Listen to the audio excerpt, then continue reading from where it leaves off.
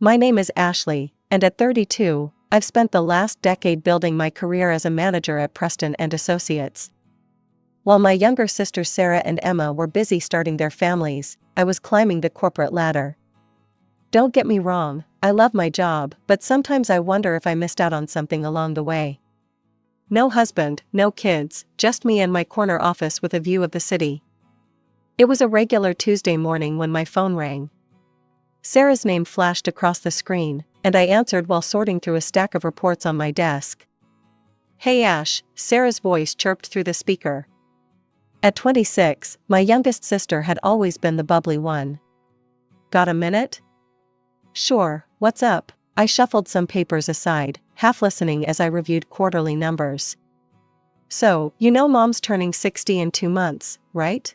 She paused for effect. "Well, we're planning something special, and we need everyone to chip in." That got my attention. "Okay, how much are we talking about?" When Sarah named the figure, I nearly choked on my coffee. It was more than I'd spent on my last vacation, which, come to think of it, was 3 years ago. "I know it's a lot," Sarah rushed to add, "but it's for Mom, you know?" No, it's fine," I said, already pulling up my banking app. "I'll transfer it right now." "Great. Oh, and one more thing, make sure you take a week off work for the celebration. Don't plan anything else for that time, okay?" The next few weeks flew by in a blur of meetings and deadlines. I'd occasionally wonder what my sisters were planning with all that money, but whenever I asked, they'd brush me off with vague responses. Eventually, work took over, and Mom's birthday slipped to the back of my mind. Then came the Saturday dinner. We all gathered at our parents' house, Mom and Dad, my sisters, Aunt Susan and her kids, my cousins Michael and Rachel. The familiar chaos of family dinner surrounded us, Dad telling his same old jokes, Mom fussing over everyone's plates, the usual stuff. That's when Sarah dropped her bomb. "So," she said, pushing her peas around her plate with calculated casualness, "we've finally got everything arranged for Mom's birthday. We're all going to spend a week at Mountain Pine Resort." The table erupted in excited chatter. Mom was beaming, Dad was already talking about hitting the slopes, and my sisters were discussing which ski runs they wanted to try. "Why didn't anyone tell me earlier?" I asked, feeling a bit left out. "I don't even have a ski suit, and there's barely any time to get one now." The table got quiet. Too quiet. Mom cleared her throat, and I felt my stomach drop before she even opened her mouth. "Actually, honey," she said, with that tone she used when she was about to ask for a favor she knew I couldn't refuse, "we were hoping you could do us all a huge favor and watch the kids while we're there." I stared at my family gathered around the dinner table, waiting for someone to laugh, to say it was all a joke. But the silence stretched on, broken only by the soft clink of silverware against plates. "You want me to watch the kids?" I finally managed to say. "All 5 of them?" My mind started counting them off automatically, Emma's toddler Jason, Sarah's baby girl Lucy, cousin Michael's twins Tom and Anna, and Rachel's son Pete. 5 kids under the age of 7. "Well, you're so good with them," Mom said, as if that explained everything. "They love their Aunt Ashley." I looked around the table again, still hoping to see a hint of humor in someone's eyes. There was none. Just expectant faces waiting for my usual yes. "But, that's not fair," I heard myself say, my voice sounding strange to my own ears. "I want to celebrate with everyone too. It's Mom's birthday." Emma, my 28-year-old sister, put down her fork with a sigh. "Come on, Ashley. You'll be bored there anyway. It's going to be noisy and crowded." "Bored?" I repeated. "How would you know if I'd be bored?"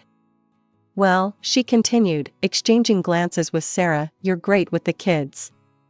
They adore you. And let's be honest, it's not like you need a break from family life." I felt my chest tighten. "What's that supposed to mean?" Sarah jumped in, her voice carrying that condescending tone she'd perfected over the years.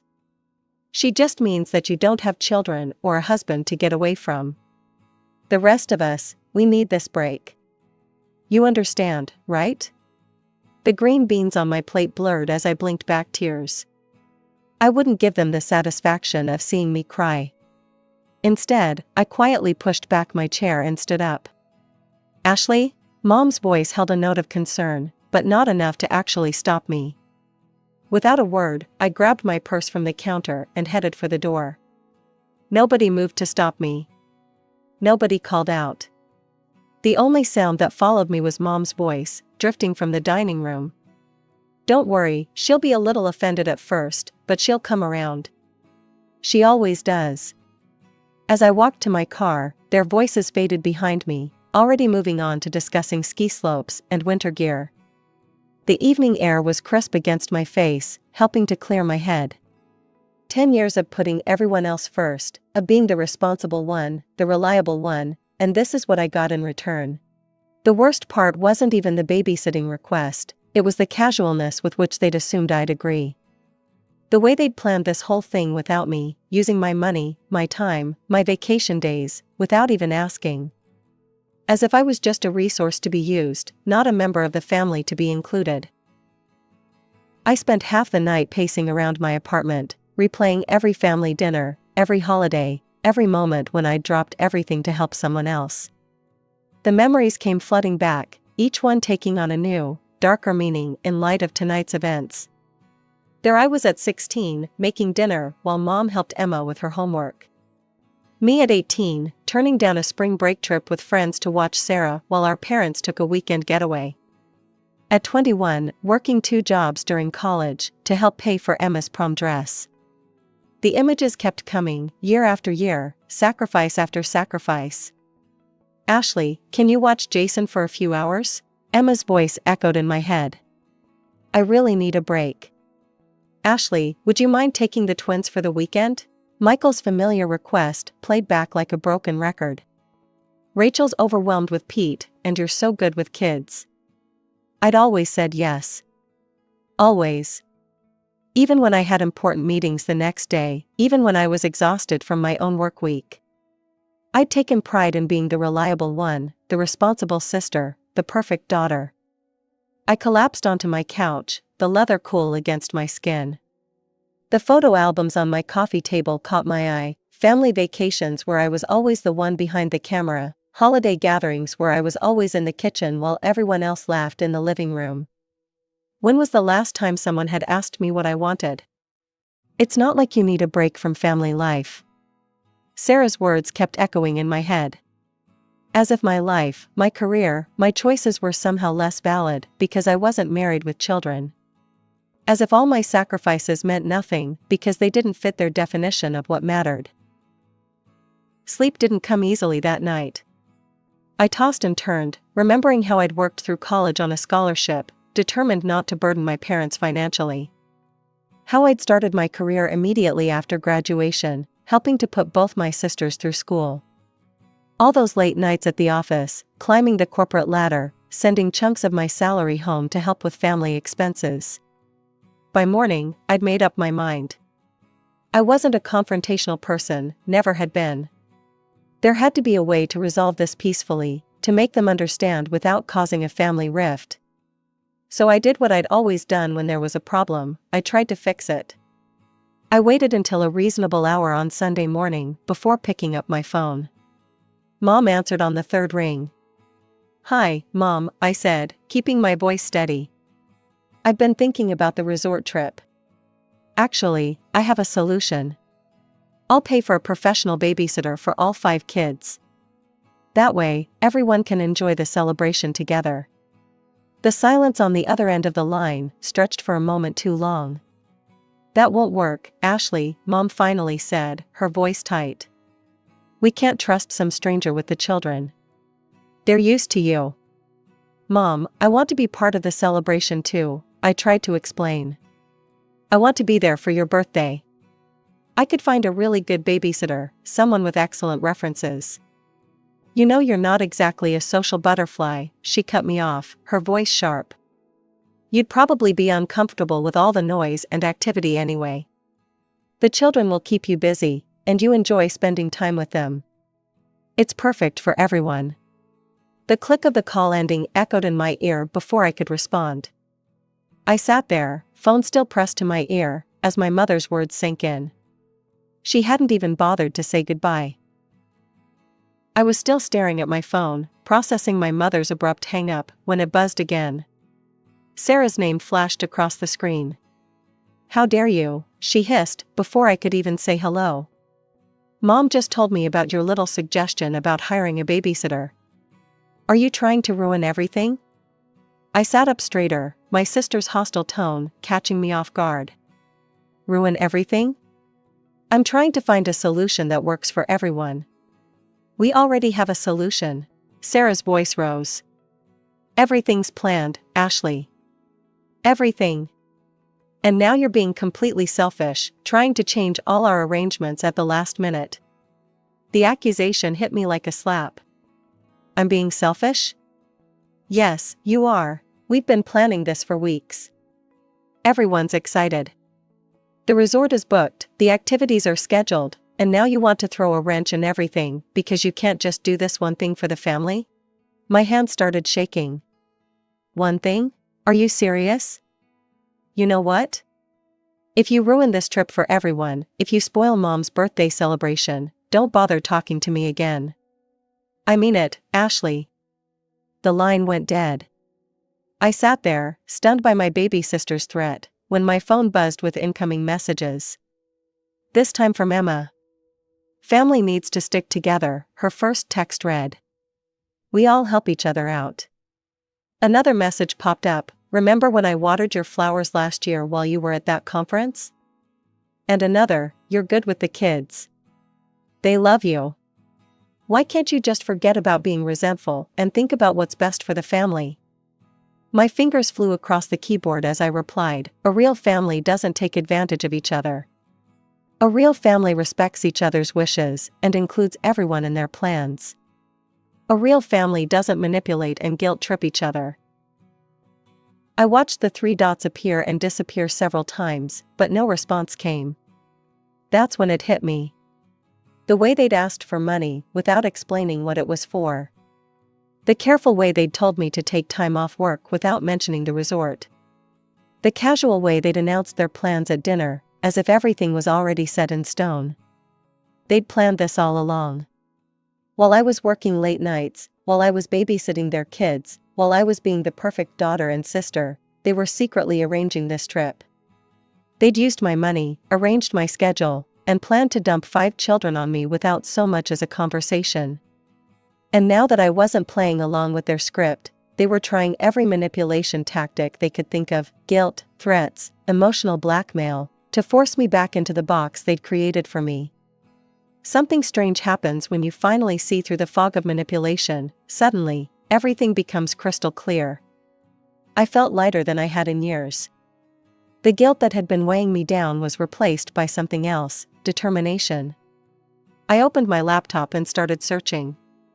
Within an hour, I had booked a beachfront hotel in Florida. Nothing too fancy, but it had a balcony overlooking the ocean and was within walking distance to everything I might need. I even splurged on a first-class plane ticket. After all, I had plenty of money since I wouldn't be skiing. The next few days at work were surprisingly peaceful. My family had stopped calling and texting. They probably thought I was home preparing for a week of childcare, maybe buying extra snacks and planning activities. The thought made me smile as I packed my beach clothes and new swimsuit.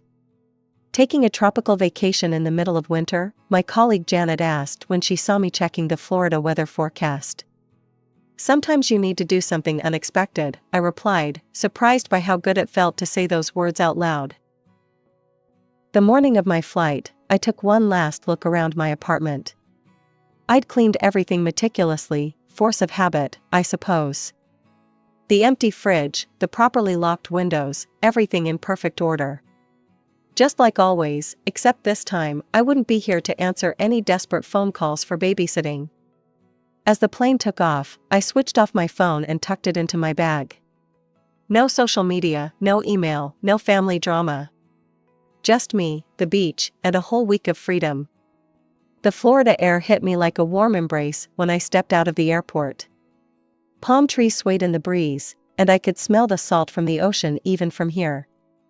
My hotel room was even better than the pictures. The balcony offered a perfect view of the endless blue horizon, and I could hear the waves crashing against the shore. That first afternoon, I walked barefoot on the beach, letting the warm sand squeeze between my toes. When was the last time I'd done something like this? When was the last time I'd done anything just for me? I swam in the hotel pool, read a book without interruption, and had dinner at a quiet beachside restaurant where no one needed me to cut their food or clean up their spills. I watched the sunset from my balcony, sipping a glass of wine, without a single thought about bedtime routines or morning schedules. My last morning in Florida, I savored my final moments of peace. I knew I'd have to turn my phone back on eventually, face whatever chaos I'd left behind. But I hadn't expected quite what I found. When my phone finally powered up, it started buzzing nonstop. Messages, voicemails, missed calls, hundreds of them. The timestamps showed they started exactly a week ago, early in the morning. My hands trembled slightly as I began scrolling through them. The first messages were from Sarah, "Where are you? We're outside your house." Then Emma, "Ashley, open the door. The kids are getting restless." Michael, "Hey, we brought Tom and Anna like planned. Are you home?" Rachel, "Ashley, what's going on? Pete's asking for his aunt." As I read through the messages, I could picture the scene perfectly, my sisters and cousins, standing outside my empty house with 5 confused children, their suitcases packed for the resort, their carefully laid plans crumbling around them. The tone of the messages changed quickly from confusion to panic. "Ashley, this isn't funny. Where are you? Pick up your phone. What are we supposed to do with the kids? You can't just disappear like this." Then came the anger. Sarah's messages turned nasty. "You selfish witch. How could you do this to us? Emma wasn't much better. I can't believe you're this immature. Mom's birthday is ruined because of you." My Aunt Susan's messages made me wince. I'd never seen her use that kind of language before. "You ungrateful little. You've ruined everything. These children were counting on you." Mom's messages started later in the day. "I'm so disappointed in you, Ashley. I never thought you'd be this selfish. After everything we've done for you." Dad, who rarely texted, had sent just one message: "Your mother is crying. I hope you're happy with yourself." The voicemails were worse. I could hear the anger, the disappointment, the accusations in their voices. Messages from extended family members I hadn't talked to in months suddenly appeared, all of them condemning my behavior. "You've always been so reliable. How could you do this to your own family? Those poor children. You've ruined everything." I sat there in my peaceful hotel room, reading message after message, learning exactly what my family thought of me when I finally stopped being their convenient solution. The words they used, the names they called me, the assumptions they made about my character, it was like meeting a whole new family, one that had been hiding behind fake smiles and casual requests for favors. Without responding to any of them, I packed my bags and headed to the airport.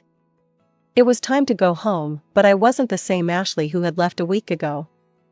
That Ashley might have apologized, might have felt guilty, might have tried to make it up to everyone. But that Ashley was gone. I had just finished unpacking my beach clothes when I heard the aggressive pounding on my front door. Before I could even reach it, I heard a key turning in the lock, the emergency key I'd given my mother years ago, just in case. They burst in like an angry storm, Mom leading the charge, Emma and Sarah flanking her sides, all of them red-faced and wild-eyed. The peaceful feeling I'd cultivated in Florida evaporated instantly. "Do you have any idea what you've done?" Sarah screamed, stepping forward. "You ruined everything. Everything." I stood my ground, watching them unleash their fury in my living room. The same living room where I'd babysat their children countless times, where I'd cancelled my own plans to accommodate their emergencies, where I'd always been the reliable one. "Mike and John refused to stay with the kids," Emma spat out, referring to their husbands. "They both suddenly had important business to take care of. So Sarah had to stay home with all 5 children while we went to the resort. She missed Mom's birthday because of you. The whole trip was ruined," Mom added, her voice rising. Nobody could enjoy themselves. All we did was talk about how you betrayed us, how you let everyone down. Your father couldn't even ski properly, he was so upset." They continued their tirade, talking over each other, each one trying to outdo the others in expressing their disappointment and anger. The more they talked, the more absurd it all seemed, until something inside me broke, but not in the way they expected. I started laughing. The sound of my laughter cut through their accusations like a knife. They stopped mid-sentence, staring at me as if I'd lost my mind. "What's so funny?" Mom demanded, her face flushing darker. What could possibly be funny about this situation? I wiped tears of laughter from my eyes. "Don't you see how ridiculous this is? Do you really not understand how absurd you all sound right now?" "Absurd?" Emma sputtered. "What's absurd about?" "You secretly planned this entire trip," I interrupted, my laughter fading but my voice steady. "You decided, without asking me, that I would watch your children. You took my money, told me to take time off work, and then just assumed I would fall in line with your plans. And now that everything fell apart because of your assumptions, you're here calling me the villain?" "But you've always helped before," Mom said, her voice smaller now, confused. "You've never said no." "And that's exactly the problem," I cut in. "Because I always helped, you started taking advantage of me. You stopped seeing me as a daughter or a sister and started seeing me as free childcare. You stopped considering my feelings, my plans, my life." "That's not true," Sarah protested, but her voice lacked conviction. "Really?" I raised an eyebrow. "Then why didn't you include me in the planning? Why didn't you ask me if I wanted to go to the resort? Why did you just assume I'd be happy to stay behind with 5 children while everyone else celebrated?" I watched their faces, hoping to see some recognition, some understanding of how they'd treated me. Instead, I saw their expressions harden. "You're being selfish," Mom said, her voice cold.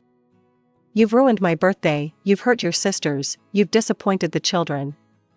This isn't how I raised you." I felt the last thread of hope snap. "No, Mom. You're the ones being selfish. This whole situation is your fault, not mine." Mom drew herself up to her full height, her face like stone. "If that's how you feel, then perhaps I don't have a daughter named Ashley anymore." "If that's what you want, Mom," I said quietly, "then so be it." It's been 6 weeks since that final confrontation in my living room. 6 weeks of silence, broken only by the occasional notification when one of my family members makes another thinly veiled post on social media. "Some people only think about themselves," Mom wrote last week, followed by a dozen sympathetic comments from relatives and family friends who only know her version of the story. "Family should always come first," Sarah posted yesterday, with a photo of her daughter. "So blessed to have people in my life who understand what that really means." Emma's latest was a long paragraph about toxic people who destroy family bonds with their selfishness. She didn't tag me, of course, but everyone knew who she was talking about. A few months ago, these posts would have devastated me. I would have spent hours crafting responses in my head, losing sleep over their words, wondering if maybe they were right. But now? I just scroll past them, sometimes with a small smile at how predictable they've become. I've changed my routine. Instead of spending my weekends on standby for emergency babysitting calls, I've joined a local book club. The first meeting felt strange, sitting in a coffee shop on a Saturday morning, knowing my phone wouldn't ring with a desperate plea from one of my sisters. Last week, I booked another vacation, a trip to Europe in the spring. I didn't have to check with anyone's schedule or make sure it wouldn't conflict with someone else's needs. I just saw a good deal and took it. Sometimes, in quiet moments, I think about my nieces and nephews. I miss them, but not the way they were used as weapons against me. I hope that someday, when they're older, they'll understand. Maybe they'll even recognize the same patterns in their own lives and choose differently. I still have the emergency key Mom used that last day. I should probably mail it back, but something stops me each time I think about it.